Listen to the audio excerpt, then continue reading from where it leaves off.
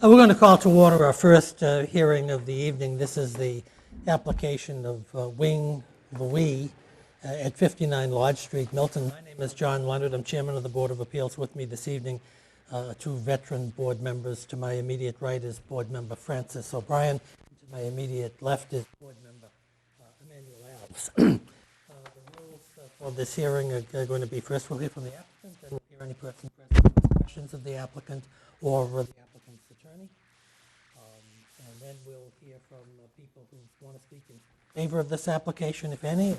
We'll hear from people who wish to speak in opposition to this application, for if any. We're tape recording the proceeding in addition to the community television portion of this. The tape recording here is the official record. We've got a big room. We don't have a lot of people present tonight, though. I'd ask everyone to speak up nice and clear and loud. Tell us your name and address before you speak, so we'll have an accurate record of the hearing.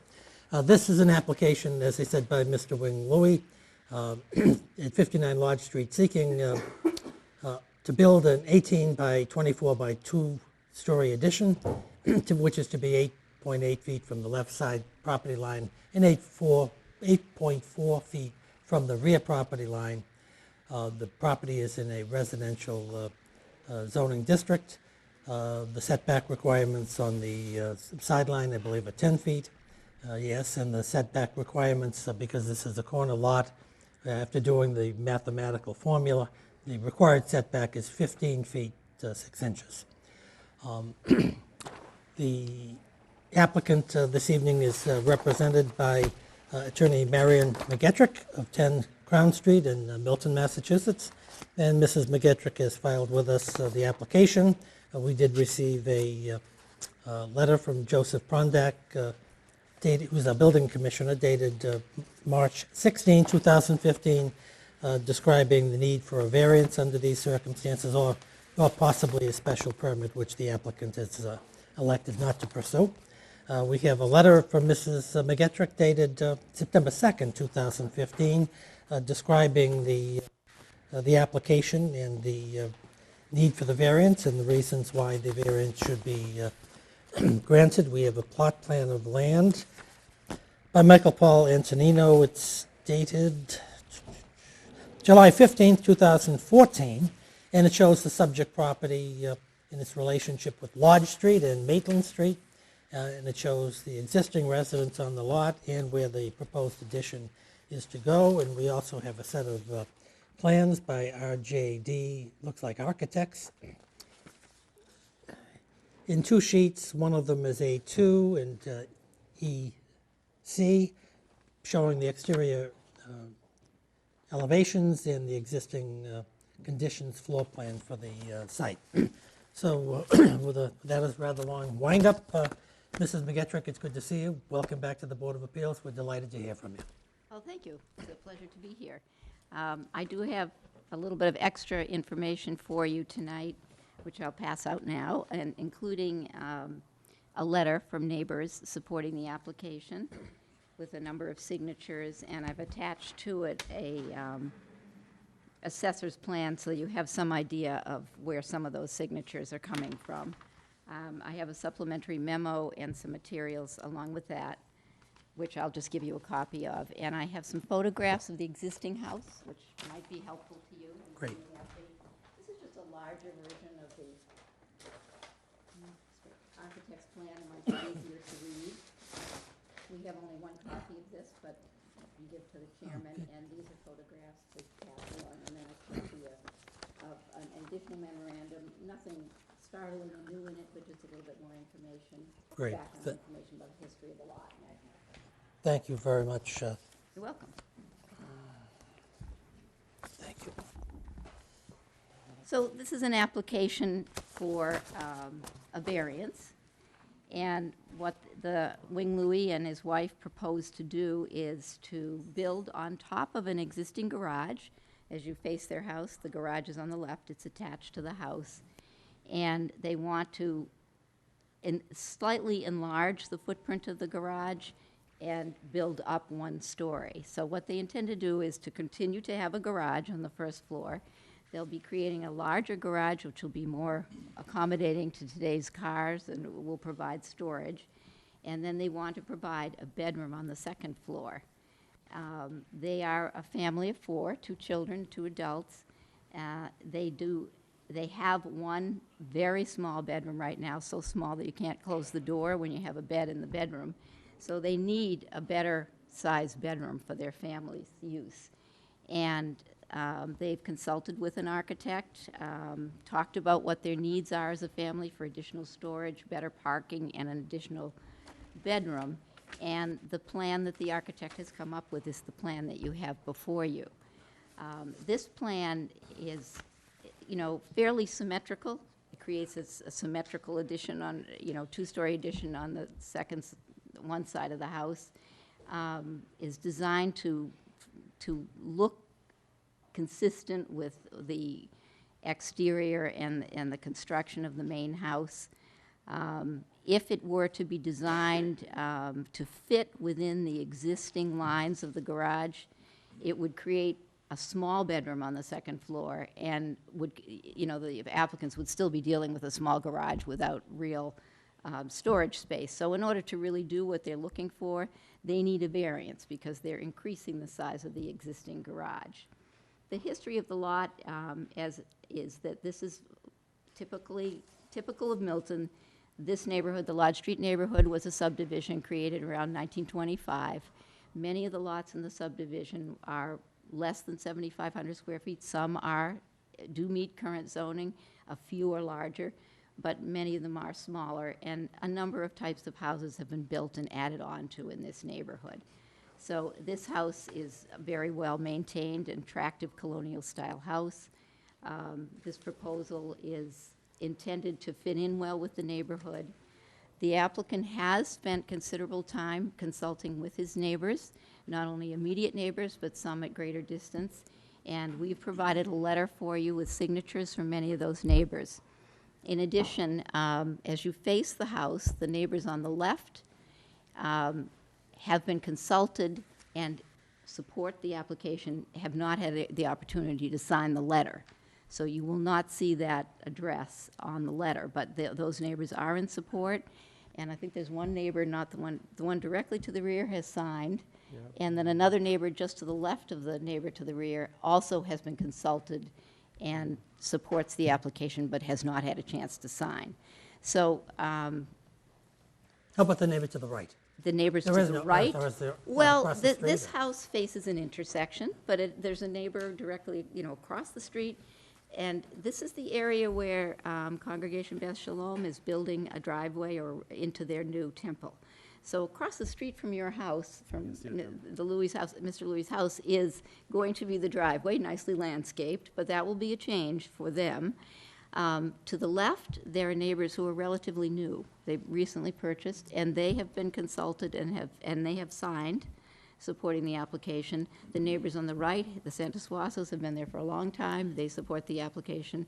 The next 2 neighbors after that on the right, and so on. So I tried to identify some of the numbers in the assessor's plan that I gave you so that you could see that. Now, Thank you. So we have support from neighbors. We have, I've explained in my memoranda the rationale for proposing an addition of this size and why variance is required for this property. And I would say that's pretty much our case, but we'd be happy to answer questions if you have any. Great, thank you very much. Mr. Reynolds, do you have any questions of Mr.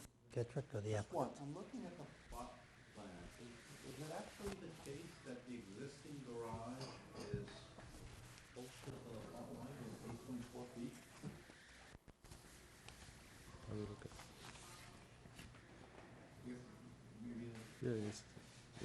It is. In back, the existing garage, well, this is a corner lot. Right. So I think that's the back. But anyway, it is slightly closer as it presently exists than it will be when it's rebuilt. This is actually further away from the lot line. It will be on the rear, that's correct.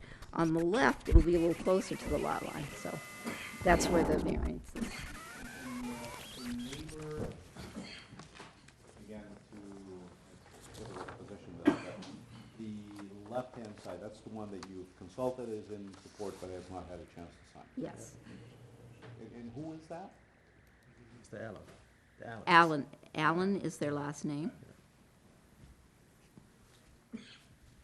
I think you said this already, but the plan is to have the addition be consistent with the existing structure in all respects. I don't know. Mr. O'Brien? No questions, Mr. Chairman. I don't have any questions of the applicant and Mrs. McGettrick. So let's see if, is there anybody present this evening who has questions of Mrs. McGettrick or the applicant? And I see nobody who seeks to ask any questions. Are you taking notes, Mr. Corcoran? Okay, that's great. Is there- Learning opportunity, right? Is there anybody present this evening who wishes to either speak in support of this application for variance or wishes to speak in opposition to this application for variance? And the record indicates that there is no such person present. So, Mrs. McGettrick, do you have any concluding remarks, or are you going to rest on your presentation? I think we'd rest on our presentation. Anything you'd like to add? Okay, great. So we'll close the evidence at the hearing, and as you probably know, under the open meeting law, we're obliged to discuss this application in open session and vote on it, and we intend to do that here and now. Mr. O'Brien, do you want to be heard first? Thank you, Mr. Chairman. I thought that the case was well presented. These are small lots. This is the type of relief that the board has historically granted many times in the past. The only wrinkle is that it's a larger addition than usual, but it continues a de minimis intrusion into the zoning code, and I'd be in favor of granting the relief. Mr. Alice, please. I agree. Don't think I have much to add. I think the case for the request that relief has been made, and I'd be inclined to vote in favor. Well, I also agree with my colleagues. I thought the application was very well presented. I thought Mr. McGettrick's materials were particularly detailed and analytical and actually very helpful, and showed that you actually could put an addition on the garage with a special permit, but it's not going to benefit you very much, and the cost and expense it certainly wouldn't be worth bearing, and your family, your growing family would not really benefit to a substantial extent. So Mr. Chairman, may I add one additional course you comment? Thank you. One of the things I'd like to add, just simply, is that it was a well-presented case, but it was a well-presented case because it was clear that an awful lot of thought had gone into this.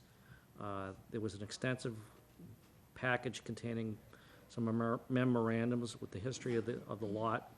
Clear that a lot of thought had gone into this, both from a legal point of view and an architectural point of view.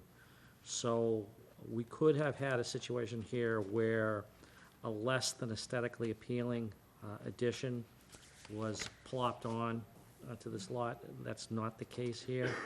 So I think it bears a thank you to the applicant for going to the extra effort to have this be presented in such a good way. Well, I agree with my colleague, and also the record indicates that the applicant has hired an architect in order to make this improvement not only suitable for your family, but also to benefit the neighborhood as well as your own residents. So I think this is the type of variance that we take some delight in granting. We always like to see abutters, people who are affected possibly by the variance, assenting in a petition, and so either the applicant or Mrs. McGettrick were very diligent in securing those signatures. It's certainly not easy to do, but it's certainly helpful, and it's an indication that the neighborhood here is in full support. So I intend to support this variance with the usual conditions that we grant, and namely that the improvement here is going to be substantially consistent with the architectural plans on file and the like. So with all of that having been said, all those in favor of granting the applied for variance, please say aye. Aye. Well, congratulations on your variance, and you can go home a hero to your wife and children. You did a wonderful job, and good luck with your variance. As Mrs. McGettrick can tell you, you can deal with Mr. Prondak, and he may allow some type of preliminary demolition or movement of structures and that. But you still have to wait 20 days before you can formally do your building permit. So do you have contractors in the street ready to jump into action here? Oh, yeah, absolutely. You do?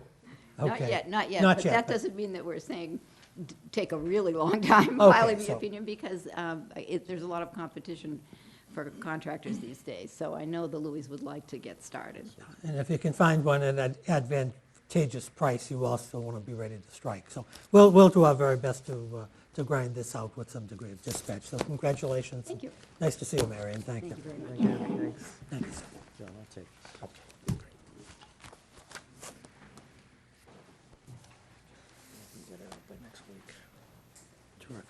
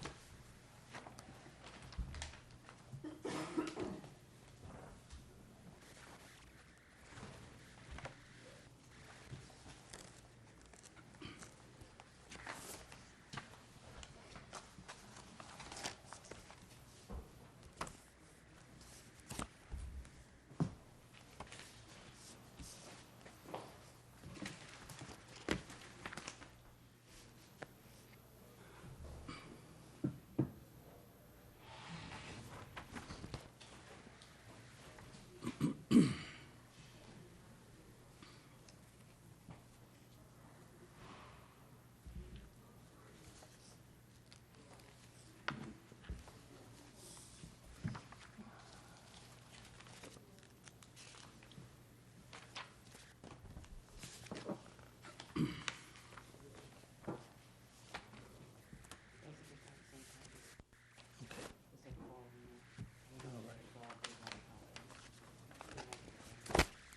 No, I'm trying to find Mr. Corcoran's address, and I can't find it, but that's all right. 1266?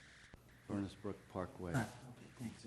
I didn't see a stationery here, Ned, so. I didn't file original petition. I was retained to assist after. That's fine. Just wanted to give you a pluck. All righty. We're going to call to order our second hearing of the evening. This is the 7:45 hearing. This is the application of Andrew Common, seeking variances from the Board of Appeals pursuant to Section 6B4 and 6C2 of the zoning bylaw. The applicant is seeking to build a 23-foot by 26-foot by one-story detached garage, 26 feet from the front property line and 6.3 feet from the left side property line. And the zoning bylaw requires that detached accessory buildings be built at a minimum of 40 feet from the front property line, and that accessory structures be built a minimum of 8 feet from the side property line. My name is John Leonard. I'm chairman of the Board of Appeals. With me this evening, to my immediate left is board member Emmanuel Alves, and to my immediate right, board member Francis O'Brien. The rules are such that we'll hear from the applicants and their attorney, Edward J. Corcoran, Esquire, of 1266 Furnace Brook Parkway, Quincy, Massachusetts, but we won't hold that against him. Mr. Corcoran resides in the beautiful town of Milton. So we'll first hear from the applicant. We'll hear from people who have questions of Mr. Corcoran or the applicants, and then we'll hear from people who either wish to speak in support or in opposition to the variance application. I've just read or at least summarized the advertisement. We also have the application from the applicant, Andrew Carmen. It's dated September 1st, 2015. We have a denial letter by Mr. Prundek, our building inspector, dated 9/1/2015. We have some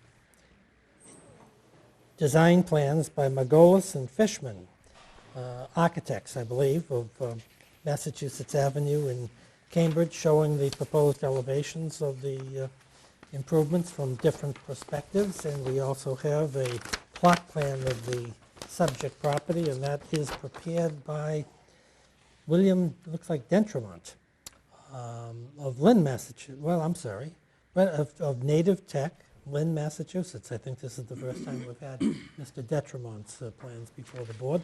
It's dated May 7th, 2015, and it shows the existing dwelling, the proposed garage, and the various dimensional issues that are set forth in the application. So we thank the applicant for filing all of these materials, and in addition to that, we do have an addendum to the application prepared by Mr. Corcoran, setting forth the various attachments, the requested relief, a discussion as to why the relief has merit, and a conclusion paragraph. So we thank Mr. Corcoran for that analysis. It is undated, but it's stamped in with the town clerk of the town of Milton on October 2nd, 2015. So welcome back to the Board of Appeals, Mr. Corcoran. We're delighted to hear from you. Thank you very much, Mr. Chair, members of the board. I'm delighted to be here. Once again, I am joined by Andrew and Amy Harmon, who Hello. are the How are you? Good, how are you? Good. the applicants and the owners of the property at 117 Plymouth Avenue. This is one of those neighborhoods with lots of pre-existing non-conforming lot sizes, structures with respect to setbacks and otherwise. I have part of the supplemental materials that I submitted a proposed amended certified plot plan which would adjust a portion of the relief requested from 26 feet in terms of the front yard setback to 25 feet on the front yard setback. The purpose of that is that there's a fence that was installed parallel to Plymouth Avenue at the end of the driveway, and they want to move the garage inside, outside of the fence line without having to adjust the fence itself. Okay. And that's the plot plan that's dated September 9th, That's correct. 2015, attached here. That's right. And it's unsigned, but it is it's amended only with respect to the setback off the front yard.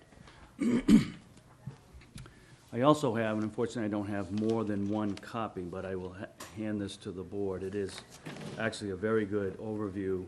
I'm sorry, Mr. O'Brien has a question, please. I'm sorry. Mr. Corcoran, just so that we get our dimensions right,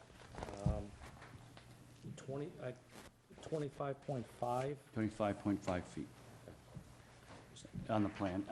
I'm suggesting 25 feet in case there's a few inches in terms of the construction activity that might go out there, but the relief requested is in accordance with the plan. It's so the relief being requested is a 25-foot 25 setback. foot. Okay. Thank you. Thank you, And, Mr. Chairman. and the side yard relief has not changed. It's 6.3 feet off of the side yard. What's interesting about this lot is that most of it is in Milton, but a portion is in Quincy. And if you see the... I'm sorry. We get to use their trash system, so. Yeah, see, Not a well, chance. that may be a good thing. That is a benefit. And the town line comes at an angle to the property line, and the proposed side yard is actually approximately the same distance as an attached garage to the house on the Quincy side of the same property line. Interestingly, in the Quincy bylaw, just for a parking structure, the setback is only 3 feet. Regardless of type of parking structure, whether it's open, whether it's garage, whether it's a large garage, it's 3 feet.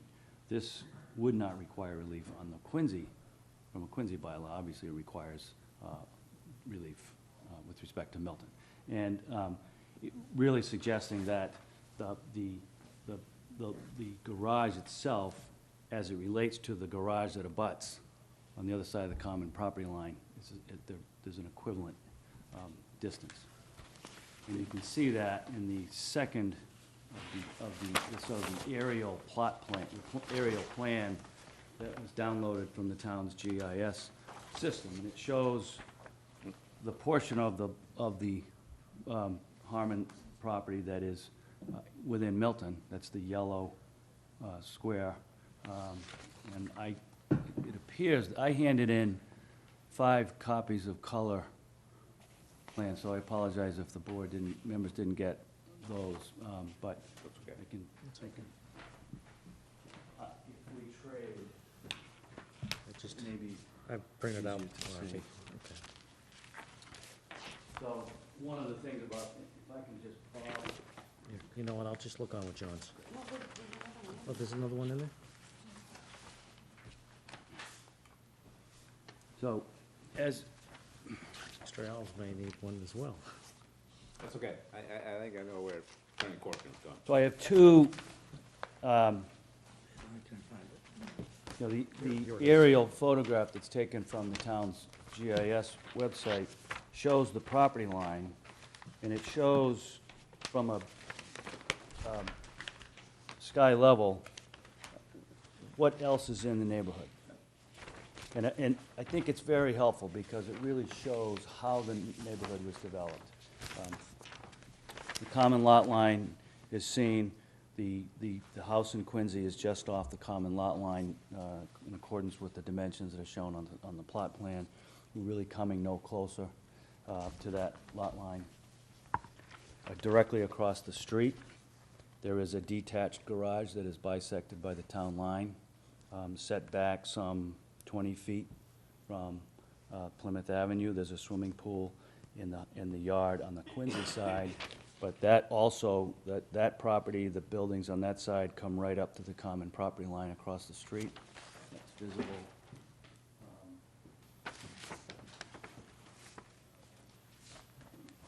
Get on the same angle that you're looking at it.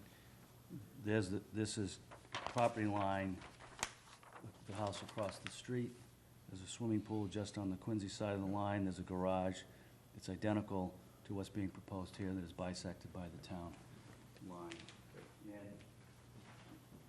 with respect to that, we have letters of support from a number of the neighbors, including Eileen Creighton, who owns the property directly across the street at 110 Plymouth Avenue.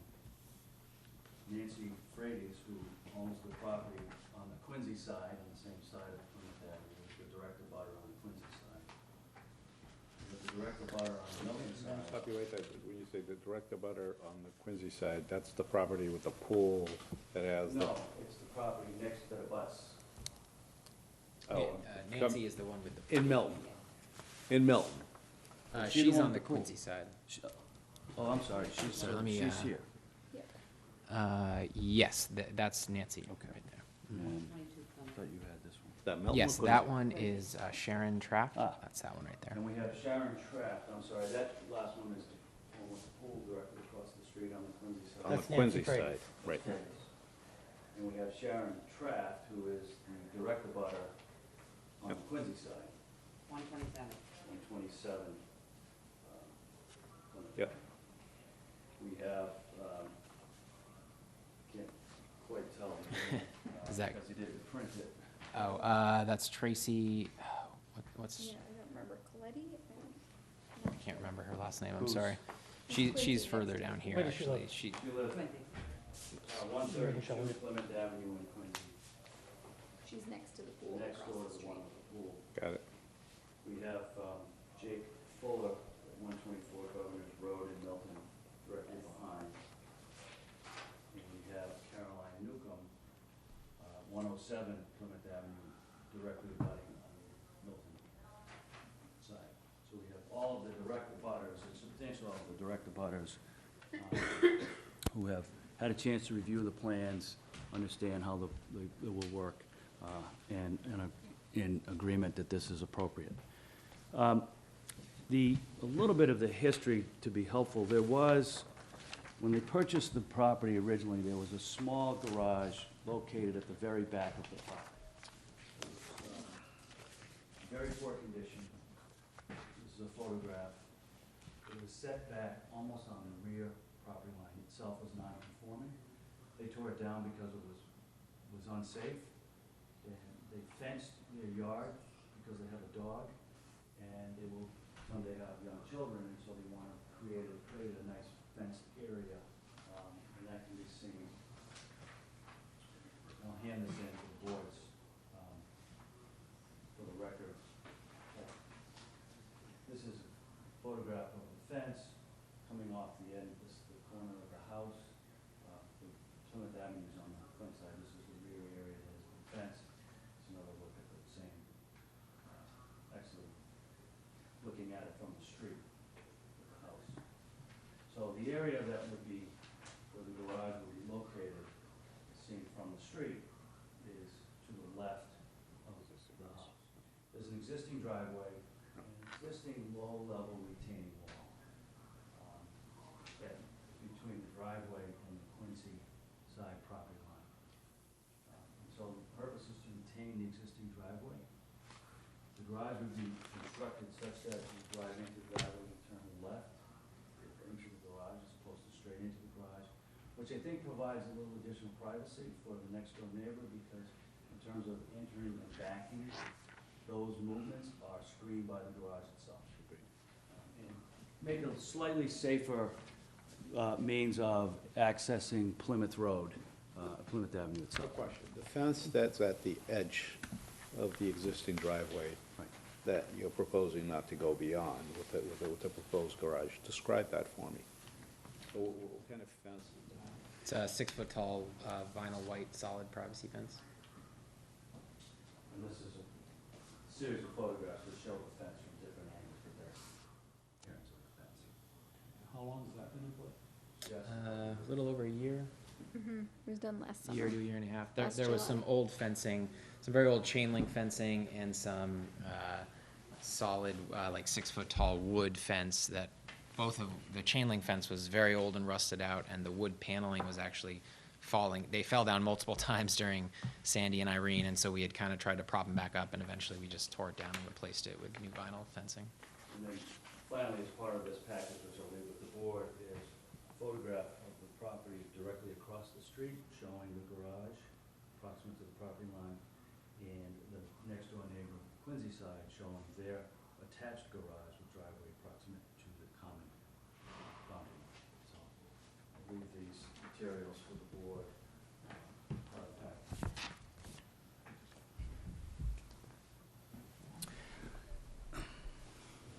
So, I think the minor variance, if you want to call it that, is the is the variance from the 8-foot setback on the side lot line to something a little bit more than 6 feet. It's consistent with the nature of the abutting property, and it's consistent with other garages attached and detached that can be seen in the aerial photo that has been provided. The rear, the setback from the front, Before you go to the rear, you mentioned earlier that the Quincy requirement for the property next door is what, 3 feet? 3 feet.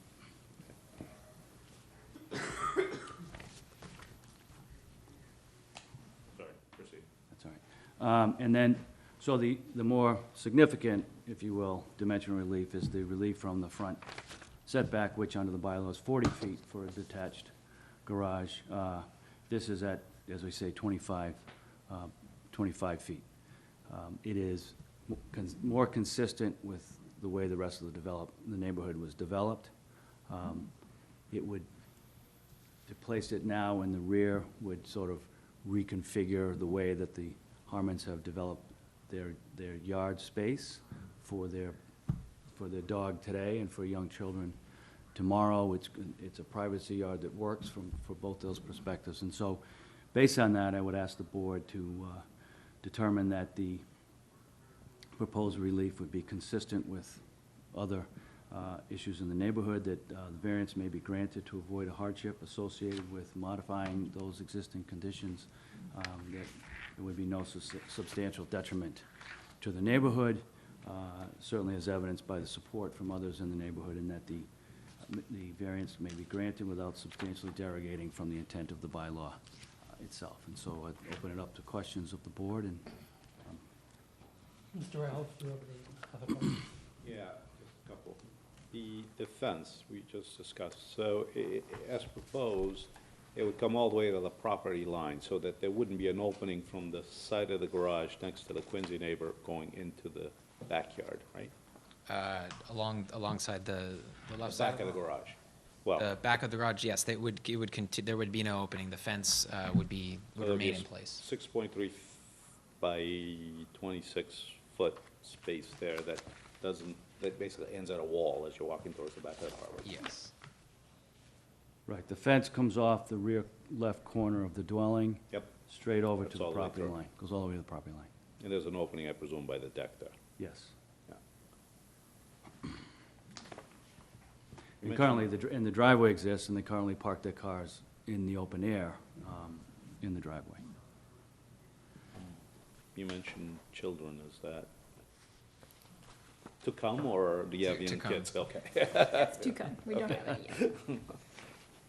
Hopeful. And you said that's a 6-foot tall vinyl fence at the back. It's been in place for some time. And again, we wouldn't have the information, but the Quincy neighbors, one of the signatories of the Two of the Quincy neighbors, the Quincy neighbor immediately abutting Yeah, on the same side of the street, and the Yeah. Quincy neighbor, two of the Quincy neighbors across the street. but the one mostly affected is the one where the new property is gonna be constructed, closest to their line. They're in support? They're in They are. support. And the garage will be basically in line with her garage, so it won't change Right, or right, affect her view at all. Yep, and they won't see your headlights going into, got it. No further questions. Mr. O'Brien? No questions, Mr. Chairman. I don't have any questions at the present time. I think Mr. Alves asked the questions that I was interested in. Let's see if there's anybody present this evening who has a question of Mr. Corcoran or the applicants. And the record indicates there's no such person present. Is there anyone present this evening who either wishes to speak in support of this application or wishes to speak in opposition to the application? And again, the record indicates no such person is present. So, Mr. Corcoran, do you have any concluding remarks? Or? No, I leave it to the board. Thank you. Okay, so we'll close the evidence portion of the hearing and discuss this application as we're required to do under the open meeting law. Mr. O'Brien, do you want to be heard first? Yes, thank you, Mr. Chairman. It appears that Mr. Corcoran has learned his lessons well. This is another very well-presented request for a variance. Little unusual in that we have the town line kerfluffle, if you will, but minor complication. I think that this, again, well-presented, logical, laid out, thoughtful presentation, both from the zoning point of view as well as from the design point of view. So I think that the way the proposed garage is laid out, the way it's cited, it's a proposal that makes sense. And in that regard, I would be prepared to vote in favor of it with the usual conditions, Mr. Chairman. Mr. Alves, please. I agree. I think there are unique circumstances that are specifically applicable to this lot. This is, I know the area, it's consistent with the other properties in the area. There's no opposition from the neighbors, so I would be inclined to vote in favor of the application. Well, I agree with my colleagues. I thought Mr. Corcoran presented an excellent application. I think the applicants, I presume you prepared this wonderful little handout. I don't know whether you're in the advertising business or whatever, but it is wonderfully put together, as are Mr. Corcoran's. And I voted without seeing that. Take a look at it. Mr. Corcoran's other materials, including the amended certified plot plan. Yeah, when I first looked at this application, I thought it was asking for a lot of relief, but when you look at the property from the air, and you look at the various plans, and you look at the neighborhood, and you look at what is being proposed, it's not only consistent with what you find in the neighborhood, it's also a benefit to the applicants, and to force the applicants to build a garage in the rear open space of their property is, it's not prudent, and it's not a proper way to be enforcing the zoning bylaw. So I intend to vote for this application for variance with the usual conditions. So all those in favor of granting this application for variance says aye. Aye. So congratulations on your Thank you very your much. variances. Mr. Corcoran, do you want to tell us about construction plans, or is this going to be a spring project, or are you going to try to reduce? Yeah, it'll be a spring project. I don't think we're gonna get to it before the winter. Okay, Sense, yeah. okay. Well, that will give us plenty of time to prepare a thoughtful and well-reasoned decision. So congratulations on your variances, and Good luck. nice to meet you. Thank you very much. Thank you, Mr. Corcoran. We appreciate it. Yeah, I'll take care of it. And with that having been said, we've finished the business for the evening, so we will adjourn. Thank you.